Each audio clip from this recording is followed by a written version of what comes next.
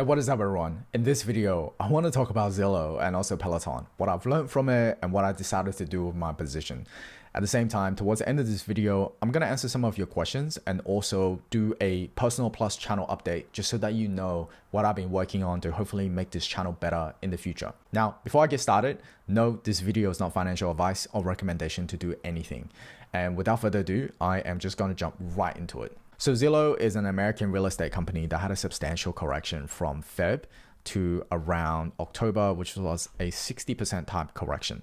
And around this point was when I decided to do some research on Zillow to see if there was some kind of opportunity here to compound my portfolio faster compared to the market. And one of the first things that I thought was super interesting is that the millennial generation of the US population is one of the biggest cohort of people in history. And this graph was done in 2015, which means that 5 years later, this peak of people will be getting into 30 to 35, which is actually the latter peak of home buying years. And between 30 to around 45 is when their, discretionary income or salaries starts to peak. So I thought that was a significant tailwind, at least for real estate in the US, that was worthwhile at least considering. Now, the second thing that was also really interesting to me is that Zillow in the SEO community is a gold standard because the amount of traffic that they generate with Zestimates is out of this world. And I'll show you why in just a second.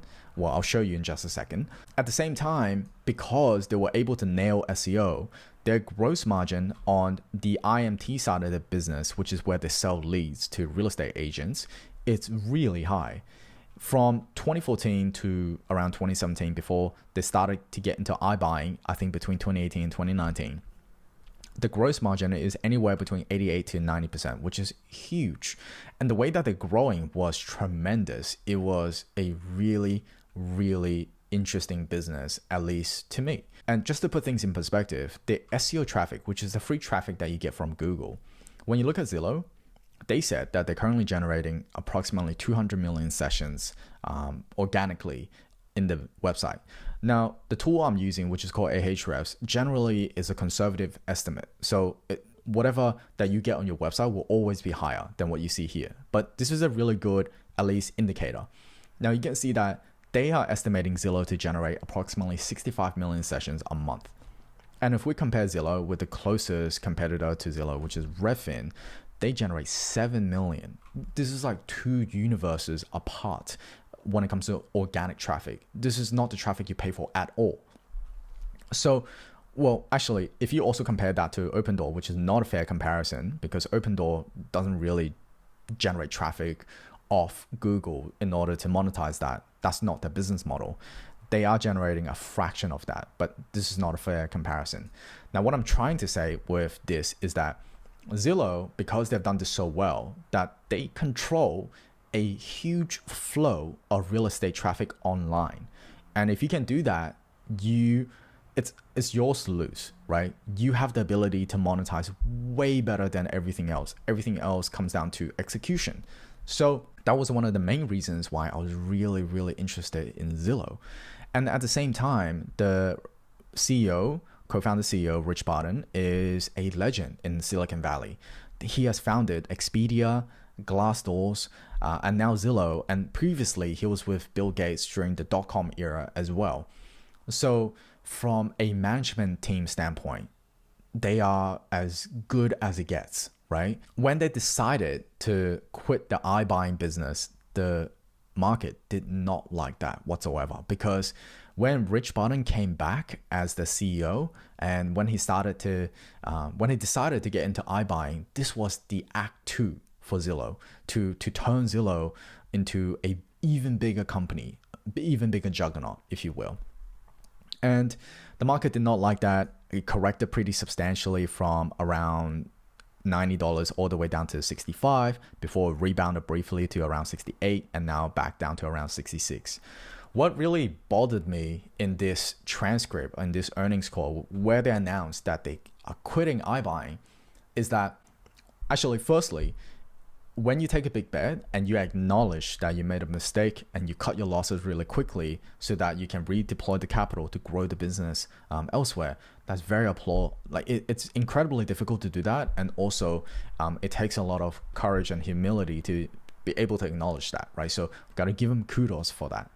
But what was really missing for me in this earnings call is what next? What now, right? If something happened, fine, you deal with it, whatever. But what are you going to do? Like, what else are you going to do to make up for the growth? And that was something that was missing for me in the earnings call that I didn't feel comfortable holding any longer. And I decided to actually close my position. Now, just to put things in perspective here, Zillow, my cost basis was around $89 to around $90. So I was down around approximately 17 to around 2000 US AUD. And from my point of view, I actually bought more Zillow at 65 because I felt like it was way too oversold and people way too negative. So I reduced the amount of losses that I had on this one, but I was planning to hold on to it. But because Act 2 or Act 3 of Zillow is not very clear to me, then I want to at least take my capital, stand in the sidelines for a little while to see what exactly is the next step for Zillow before I decide to commit to Zillow again. So what I've learned investing in Zillow is that I've sized my positions well, which have limited the downside. At the same time, I think what I could have done better next time is that with multiple businesses under the group, I spent a lot of time on the IMT side, but not enough in Zillow Office and also at least the mortgage side. The mortgage side was a small business, but I could have spent more time learning about Zillow Office, which I think I didn't do a good enough job at. So that was a little bit of a tough lesson, but that's all good. So the second thing I want to talk to you about is, of course, Peloton. And Peloton was a really, really interesting story to me. And the time when I got interested in Peloton is when it corrected substantially from a market top to around $80 or so. And during that time, Peloton launched in Australia. People started to talk about Peloton in my circles. Even at work, people talked about how much they love Peloton and the rise that they've been doing, which actually convinced other people in the company to buy Peloton, which was really an interesting interaction to watch. But the whole purpose of looking at Peloton in the first place is that I do believe that there is a place for home fitness, in everyone else's homes in the future. And at the same time, from the substantial correction, I was wondering whether there was an opportunity with Peloton to compound faster compared to the market. So there was a couple of things that I found that was really interesting about Peloton. And the first thing is probably something that you've heard continuously, which is the community. Peloton's member page have almost 500,000 people inside. And how engaged this community is, I think really is a result of great content, great instructors, and an overall great experience. If they didn't have great content and instructors, Peloton bikes would just be a bike with an iPad slapped on top of it. There would be no competitive advantage. And at the same time, what was really interesting that people don't talk enough about, I believe, is that Peloton's engineering prowess is undermined most of the time in both hardware and software. So in 2020, Peloton is actually one of the companies who broke the record of the number of people streaming a live class. So Peloton had 23,000 people streaming at the same time. And that is an incredibly difficult thing to do from an engineering standpoint. So from a talent standpoint, if they have great talent, they'll be able to attract even better talent moving forward into the future. If they don't have great talent, it makes it really, really hard to attract talent in the future. And at the end of the day, it's people that makes the company. And the good thing is that John Foley is a well-respected CEO in that industry. And if you listen to some of the podcasts with him, then you'll know that how much trouble that he went through to build Peloton to where it is today. It is incredibly difficult and people respect him a lot. I think the management team is there, the product is there, the vision is there. And I think the main reason for me to close out on my position is that it's not because of Apple filing for a design patent for Fitness Plus. That's not what prompted me to close my position, because these things always happens. But it's the lowering of expectation and growth in Peloton that I think that there's just going to be more bleeding that needs to be done, at least on this side, before we can go back on a rally again. So I guess a bit of momentum, managing my own portfolio point of view. So just to show you the damage that's been done, Peloton is a 2.5% to around 3% position in my portfolio. I'm down around $2,700 over here. And from that perspective, it was enough for me to close out on my position. And the crazy thing is, when I look at my overall portfolio during the week, it actually went up, even though there's been so much bleeding. And that's mostly because of other positions panning out in my favor. Like Amazon, Bristol Myers, some of the other positions like Tesla have gone up substantially together with Talga. So I know that diversification is not the sexiest thing to talk about, but in my opinion and in my very early investing journey point of view, it has definitely helped me manage my downsides. This perspective, I've closed out Zillow and also Peloton so that I can have some spare capital on the side. And I do believe that a market correction is probably due very, very soon. And that gives me a chance to redeploy that capital in other opportunities, other higher conviction opportunities, like, for example, Twilio or Shopify. Now, the last thing I want to talk about is that some of you have been asking, am I going to do 2 videos or 3 videos in the future? And the question to that answer is yes, I am hoping that I can build a system or people who can support me so I can build 2 to 3 videos a week.